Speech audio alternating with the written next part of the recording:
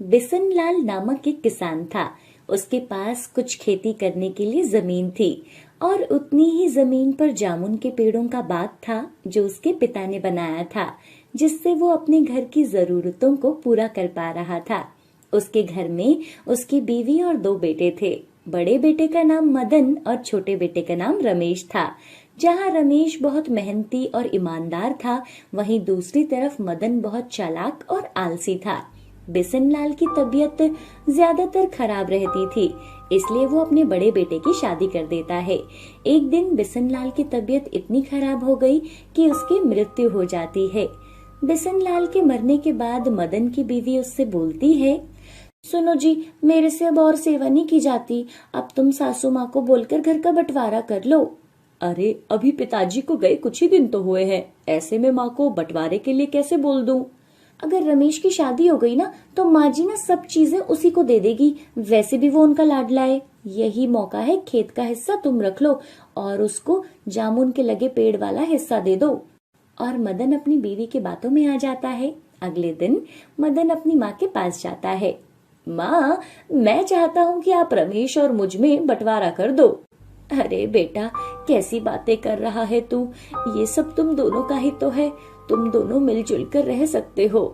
तभी वहाँ रमेश आ जाता है और उन दोनों को देखकर रमेश बोलता है, क्या हुआ माँ? कुछ नहीं रमेश, मैं तो बस माँ से कह रहा था कि अब उन्हें हम दोनों के बीच बंटवारा कर देना चाहिए। तो आपको जैसा ठीक लगता है वैसा कर लीजिए भैया। आप जो करोगे हम सबके भले के लिए ही करोगे। और मदन जमीन के बंटवारे के लिए कागजात बनवा लेता है और सारी जमीन ले लेता है और जहाँ जामुन के पेड़ थे वो रमेश को दे देता है। ये सब देखकर सरला रमेश से बोलती है, बेटा, तेरे भाई ने तेरे साथ धोखा किया है। उसने तुम्हें जामुन वाली जमीन दे दी और खुद खेती करने के लिए बाकी खेत ले लिए। नहीं माँ, भैया ने कम मेहनत वाला काम मुझे दिया है। देखो ना, मुझे तो जामुन के होते ही उन्हें उतार कर बाजार में बेचना है, पर उन्हें तो खेतों में रात दिन मेहनत करनी पड़ेगी। लेकिन रमेश मन ही मन में जानता था कि उसके भाई ने उसके साथ धोखा किया है। लेकिन जब जामुन खत्म हो जाएंगे तब तो क्या करेगा? लेकिन रमेश अपनी माँ को कोई जवाब नहीं देता और वहाँ से चला जाता है। दूसरी तरफ पुष्पा और मदन बहुत खुश थे क्योंकि अब उन्होंने सारी जमीन हथिया ली थी। मदन कुछ जमीन बेचकर अपने लिए अलग घर बना लेता है। जहाँ वो और उसकी बीवी रहते थे। देखा, मैं नहीं कहती ना तो सारे खेतों का बंटवारा हो जाता और ये हमारा घर भी नहीं बन पाता। लेकिन पुष्पा, पहले तो खेतों में रमेश खेती कर दिया करता था, पर अब तो हमें ही काम करना पड़ेगा। अरे तुम ना बेवकूफ हो। अब रमेश पूरा दिन जामुन के पेड़ों पर क्या करेगा? तुम उससे मजदूरी करवा लिया करना और हम उसे खाने के लिए दे दिया करेंगे। ऐसे तुम्हें एक मजदूर भी मिल जाएगा। अगले दिन सुबह होने पर, आज जामुन के पेड़ देख कर आता हूँ, क्या पता उन्हें गुड़ाई और खाद की जरूरत हो। ये सोचकर रमेश जामुन के पेड़ देखने जाता है। वहाँ जाकर वो देखता है तो पेड़ों पर बिल्कुल भी फल नहीं लगे हुए थे। पहले तो मैं यहाँ की सफाई कर देता हूँ। और रमेश पेड़ों के आसपास की साफ सफाई कर देता है और सभी पेड़ों को पानी दे देता है। तभी वहाँ मदन भी आ जाता है। अरे रमेश, क्या कर रहे हो? कुछ नहीं भैया, बस थोड़ी साफ सफाई कर रहा था। अरे मैंने तो ये जमीन तुझे तेरी भलाई के लिए दी है। अब फल आने पर तो उन्हें बेचकर पैसा कमा सकता है और साथ ही मेरे साथ खेतों में काम भी करवा सकता है। हाँ भैया, क्यों नहीं, मैं आपके साथ खेतों में काम करवा दूंगा। और फिर से मदन एक चारपाई पर लेटकर आराम करने लगता है और रमेश को ही खेतों की जुताई करनी पड़ती है। अब रोज रमेश पहले अपने जामुन के पेड़ों को पानी देता, फिर मदन के खेतों में काम करता। बेटा, ये तू क्या कर रहा है? उसके खेतों में तू क्यों काम करने जाता है? माँ, अब मेरे पास तो कोई खेत है नहीं और जामुन के पेड़ों पर अभी तक कोई फल भी नहीं लगे हैं। दूसरी तरफ पुष्पा और मदन बहुत खुश थे कि उनकी सभी साजिशें सफल हो रही थी। कुछ दिनों के बाद खेतों में काम करने के बाद जब रमेश अपने जामुन के पेड़ों के पास जाता है तो वो वहां देखता है कि वहां एक चिड़िया गिरी पड़ी थी। वो उसे उठाता है। अरे, ये चिड़िया तो घायल लग रही है। तो रमेश उसे अपने साथ घर ले जाता है और उसके जख्मों पर दवाई लगाता है और उसे खाने के लिए गेहूं के दाने डालता है। अगली सुबह जब वो चिड़िया बिल्कुल ठीक हो जाती है तो रमेश उसे अपने जामुन के बगीचे में ले जाता है और वो उड़कर पेड़ पर चली जाती है और बहुत मीठे स्वर में चहचहाने लगती है। वाह, कितना अच्छा लग रहा है इसकी ये मधुर आवाज सुनकर। और रमेश काम करने के लिए खेतों में चला जाता है। खेतों का काम खत्म करके जब रमेश वापस अपने खेत में आता है, अरे ये क्या, इतने सारे जामुन! सुबह तक तो यहाँ एक भी जामुन नहीं था। शायद मैंने ही ध्यान नहीं दिया होगा। और रमेश एक कपड़ा बिछाता है और जामुन तोड़कर रखने लगता है। ये जामुन बाजार में बेच आता हूँ। और रमेश बाजार में जाकर सभी जामुन बेच देता है और घर के लिए खाने का सामान ले आता है। घर पहुंचकर वो सारी बात अपनी माँ को बताता है। बेटा, जिनका मन साफ होता है भगवान उसे कभी बेसहारा नहीं छोड़ता। और वो दोनों खाना खाकर सो जाते हैं। सुबह रमेश फिर से अपने जामुन के पेड़ों के पास आता है।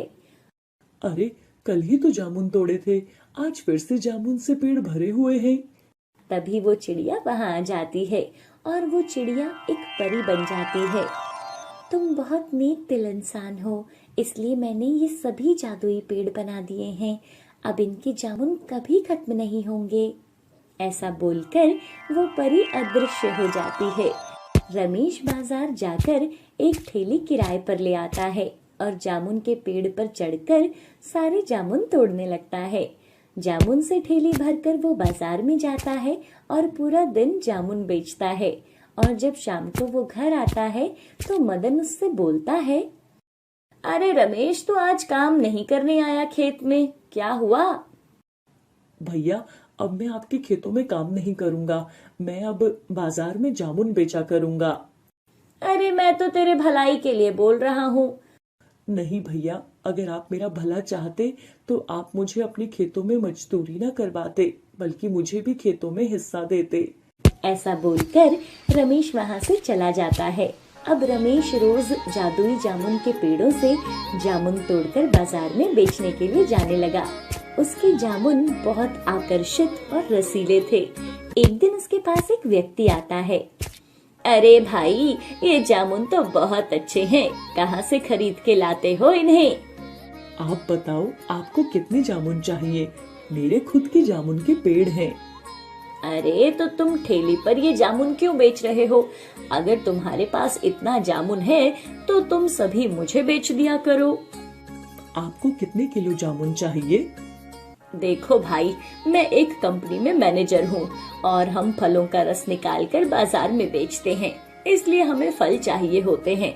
तुम कल से मुझे जामुन बेच दिया करना। उसकी बात सुनकर वो बहुत खुश हो जाता है। अब रमेश रोज बहुत से जामुन तोड़कर उस कंपनी वाले को बेच देता था और जैसे ही वो जामुन तोड़ता वहाँ और जामुन लग जाया करते थे।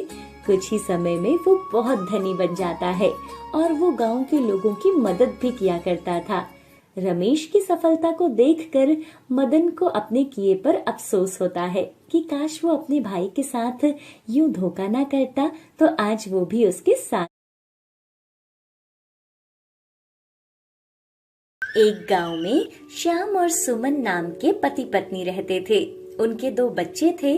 बेटी का नाम पिंकी और बेटे का नाम गोलू था। श्याम एक किसान था। अपनी जमीन पर खेती करके वो अपने परिवार का पेट भरता था। सुमन, इस बार खेतों में अच्छी फसल हुई है, मंडी में दाम भी ठीक मिल जाएगा। ये सब आपकी मेहनत का नतीजा है, जो अपना काम आप इतनी ईमानदारी से करते हो। और आपको पता है, भगवान ना हमेशा उन पर अपनी कृपा बनाए रखते हैं। तभी वहाँ पिंकी और गोलू भी आ जाते हैं। पापा, मुझे खिलौने चाहिए, मेरे सभी खिलौने टूट गए हैं। ठीक है, कुछ दिन रुक जा। इस बार फसल बेचकर मैं तेरे लिए खिलौने ला दूंगा। और मेरी गुड़िया को क्या चाहिए? पापा, मुझे सुंदर सी फ्रॉक चाहिए, मेरे सभी कपड़े पुराने हो गए हैं। ठीक है, इस बार तुम दोनों के लिए नए कपड़े ले आएंगे। बस तुम दोनों मन लगाकर पढ़ाई किया करो। चलो, अब तुम दोनों जाकर सो जाओ, सुबह स्कूल भी तो जाना है। और वो दोनों वहाँ से चले जाते हैं। सुबह होने पर श्याम देखता है कि उनके आंगन में पेड़ पर एक बेल छड़ी हुई थी। श्याम बेल के पास जाता है। ये तो बेल कद्दू की लग रही है। चलो ठीक है, इस बार हमें कद्दू घर में ही मिल जाएंगे। बच्चों को स्कूल भेजकर श्याम और सुमन अपने खेतों में काम करने चले जाते हैं।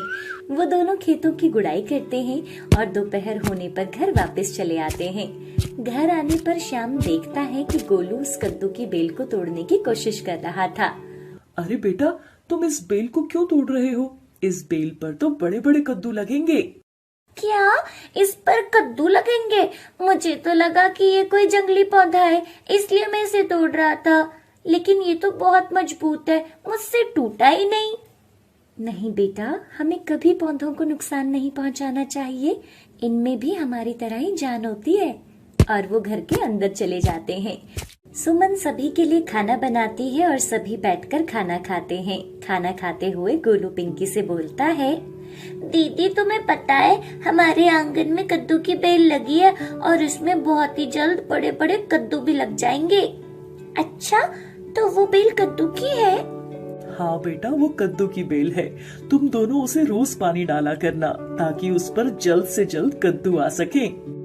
अगले दिन बच्चे स्कूल से आकर उस बेल को पानी और खाद डालने लगते हैं। देखते ही देखते कुछ ही दिनों में उस बेल पर बहुत सुंदर सुंदर फूल भी आ जाते हैं। अरे गोलू देख, इस बेल पर तो बहुत सुंदर सुंदर फूल आ गए हैं। अरे वाह, ये तो बहुत ही सुंदर है। लेकिन दीदी इसमें तो कद्दू निकलना चाहिए था ना, लेकिन यहाँ तो फूल लग गए हैं। अरे गोलू, पहले फूल ही लगते हैं, उसके बाद ही पौधों में फल सब्जियां लगती है। तभी उन दोनों को एक आवाज सुनाई देती है। तुम दोनों का बहुत बहुत धन्यवाद। अरे ये आवाज कहाँ से आई गोलू? पिंकी और गोलू इधर उधर देखते हैं। यहाँ तो कोई भी नहीं दिख रहा है। मैं तुम्हारे सामने ही हूँ। दोनों बच्चे देखते हैं कि आवाज बेल में से आ रही थी। ये देखकर वो दोनों भागकर घर के अंदर चले जाते हैं। माँ, वो बेल तो बोलती है। बेल बोलती है? ये तो क्या बोल रही है? माँ, दीदी सच बोल रही है, वो कद्दू की बेल बोल रही थी। अरे तुम्हें कोई वहम हुआ होगा, आवाज कहीं और से आई होगी।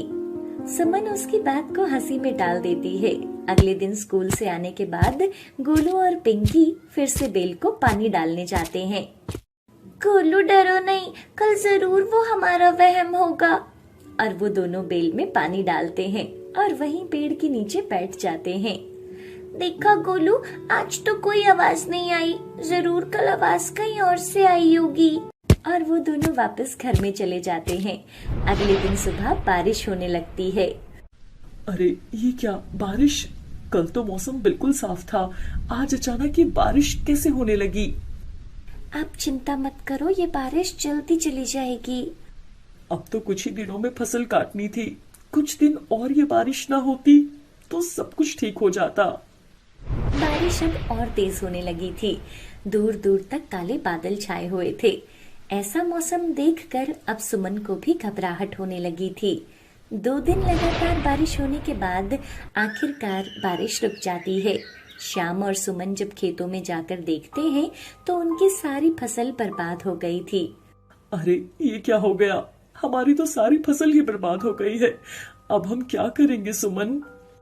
आप हौसला रखो, भगवान कोई ना कोई रास्ता जरूर दिखाएगा। श्याम और सुमन दोनों घर आ जाते हैं।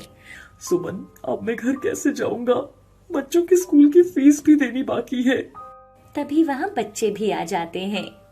क्या हुआ पिताजी, आप इतना परेशान क्यों हो? बेटा, बारिश की वजह से हमारी सारी फसल खराब हो गई है। वो खेत ही हमारा अन्नदाता था।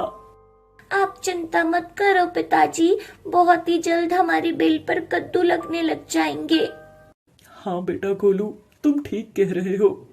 अगले दिन सुबह श्याम घर से बाहर निकलकर देखता है कि बेल पर बहुत सारे कद्दू लगे हुए थे।